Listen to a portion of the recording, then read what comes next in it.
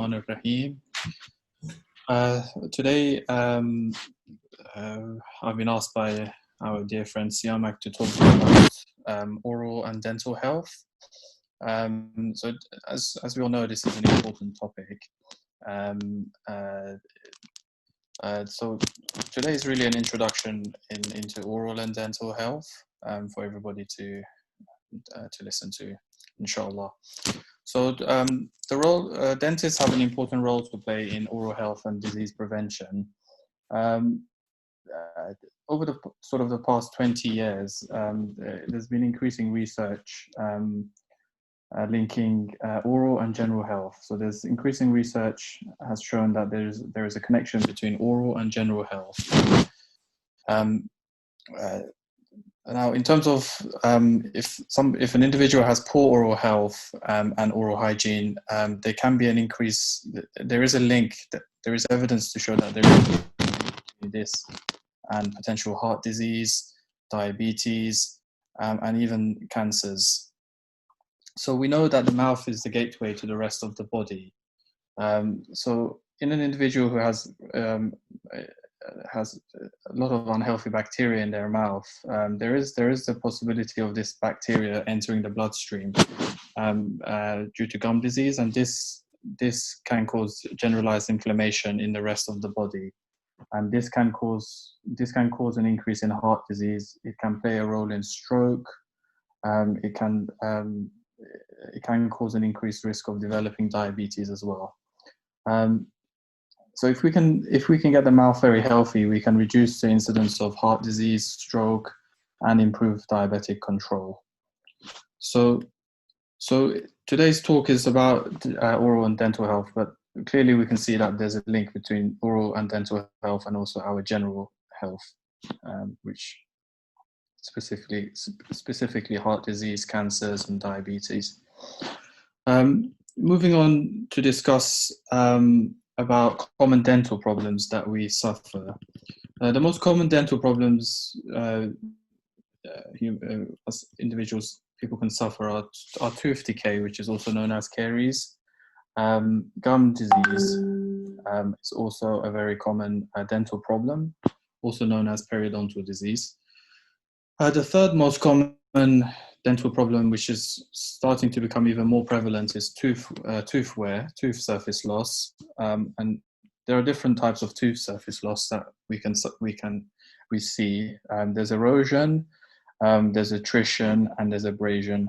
Erosion is commonly due to acids in the mouth, either dietary acids or acids from other sources. Attrition is when the teeth are grinding against each other. And abrasion is often linked to overbrushing. So we can categorize tooth wear into these sort of three types of tooth wear, and often we see all three in an individual. Another dental problem we face these days is bad breath. Tooth sensitivity is also very common. Toothaches and dental emergencies, of course, are common, especially in the past sort of 3 or 4 months. People have not been able to see their dentist due to the pandemic. We also see an increasing sort of prevalence of aesthetic problems. So, for example, many people are not happy with the color of their teeth, the position of their teeth, or the shape of their teeth, and some people also are not happy with their dental facial aesthetics, and they request treatments such as Botox or dermal fillers because they have maybe they have some low self-esteem, their appearance, or psychological, social problems. Although the two are not necessarily linked, but some people do suffer from low self-esteem and psychological and social problems due to their dental appearance and dental facial appearance. Another common dental problem is our mouth ulcers, which sometimes are caused by nutritional deficiencies, or they can be caused by deficiencies in the blood, and sometimes there's no known cause for them. And finally, there is a problem, a major problem with mouth cancers and oral mucosal changes in mouth cancers. So these dental problems, ideally, we should prevent. If we can prevent these problems, it's far more desirable to prevent. And prevention of these problems starts at home. Obviously, parents and teachers in education and promoting oral and dental health. So if we go on to sort of one of the main problems we face is tooth decay and caries.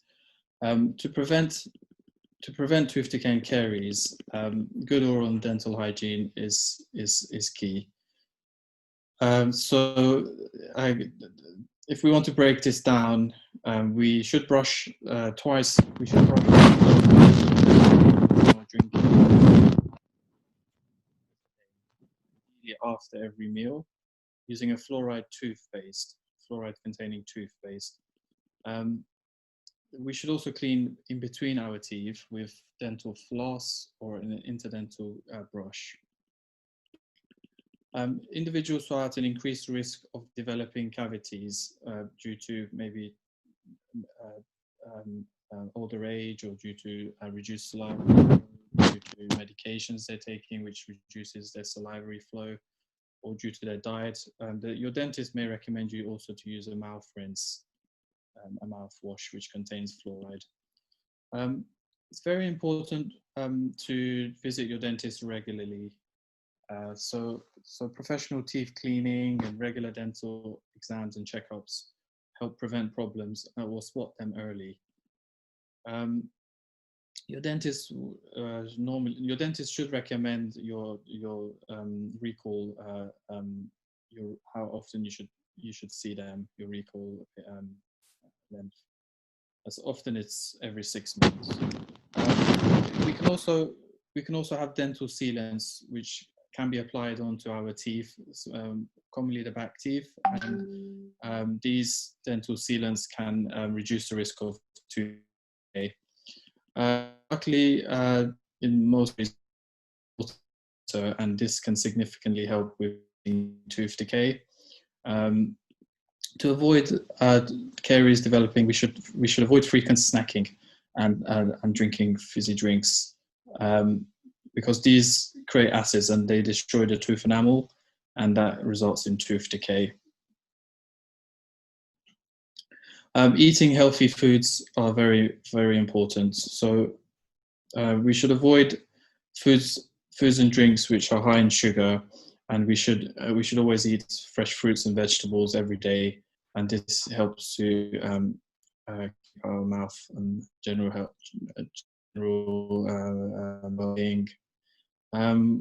If individuals who consume coffee or tea, they should try to avoid sugar in their coffee and tea, or use a sweetener.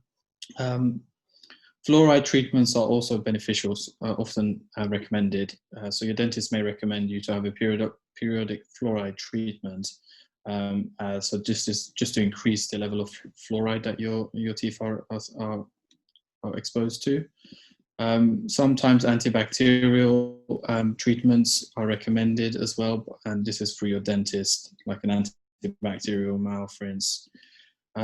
We also recommend in high risk of tooth decay to chew xylitol chewing gum, as this helps to increase salivary flow and reduces the risk of cavities developing. So those are the ways we can reduce the risk of tooth decay. To reduce the risk of gum disease, again, this starts at home. Obviously,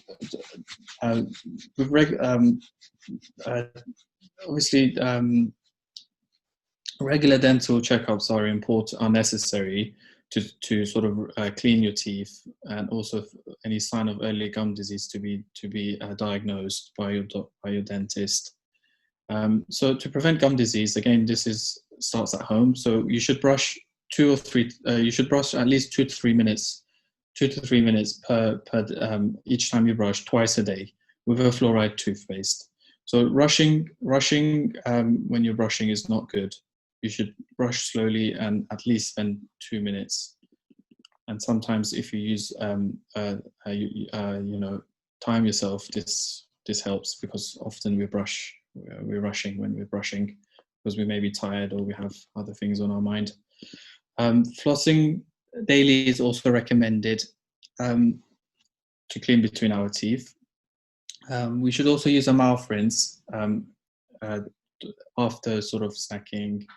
Ideally, we shouldn't snack, but if we do have a snack, we can use a mouth rinse, and this helps to reduce the plaque and the acids. So preventing gum disease and preventing caries are often, the two are quite linked. So often when we are following these recommendations, both these two major diseases the risk is reduced. With gum disease, one of the main risk factors for gum disease is smoking. Individuals who smoke are at increased risk of gum disease. Also, smoking increases your risk of developing mouth cancer. Some medications can sort of aggravate your gums. So some individuals are sort of taking medications which can affect their gum health. So these individuals need more sort of specific advice through their dentist. Obviously, Mike, how long do we have left? How long do I have left? Just 5 minutes. 5 minutes, thank you.